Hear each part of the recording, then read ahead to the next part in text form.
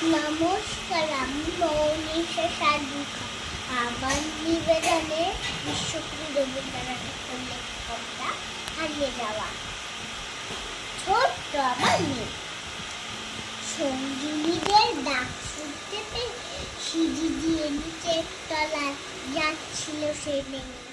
অন্ধকারে ভয় ভয় থিমে থিমে হাতে ছিল প্রদীপ খানি, আঁচল দিয়ে আড়াল করে চলছিল সাবধানে।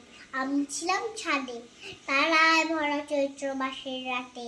হঠাৎ মেয়ের কান্না শুনে উঠে দেখতে গেলাম ছুটে, সিঁড়ির মধ্যে যেতে যেতে প্রদীপটা তার নেমে গেছে বাতাসেতে।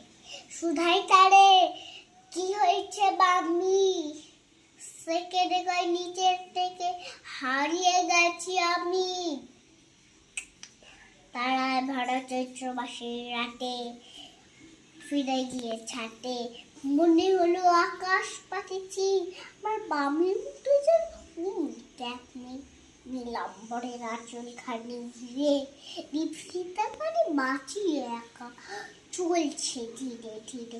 নিত্য যদি আলো হঠাৎ যেত আমি, আকাশ উড়ুট কেন হারিয়ে গেছি আমি, হারিয়ে গেছি আমি।